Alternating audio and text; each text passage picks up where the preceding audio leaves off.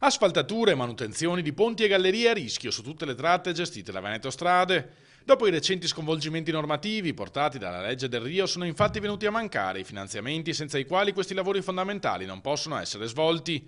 La questione è stata trattata in un consiglio regionale straordinario convocato su richiesta delle opposizioni. La situazione delle strade è uno dei principali problemi di questa regione, la scarsità di manutenzione, le difficoltà di intervento e l'assenza di una strategia che metta al primo posto la sicurezza, perché quando si parla di manutenzione delle strade e della mobilità, qui si parla prima di tutto di sicurezza. Le strade gestite da Veneto Strade sono, tra virgolette, le migliori in Veneto rispetto a quelle gestite dalle province o dallo Stato, però quando andiamo a togliere fondi a una società partecipata che svolge servizi fondamentali e importantissimi per la viabilità, sicuramente questo si riverserà sulla sicurezza ma anche poi sugli stipendi di chi lavora e quindi parliamo a livello occupazionale. La carenza di finanziamenti a Veneto Strade è un problema reale, riconosce l'assessore regionale alle infrastrutture Elisa De Berti, ma la colpa non è della regione che ha sempre finanziato la sua quota. Se le province sono rimaste senza fondi, la questione va portata al tavolo del governo. Sicuramente Veneto Strade, fin tanto che ha avuto tutte le risorse che gli sono sempre state riconosciute, ha sempre operato bene. Ovvio che negli ultimi anni, con i tagli e i trasferimenti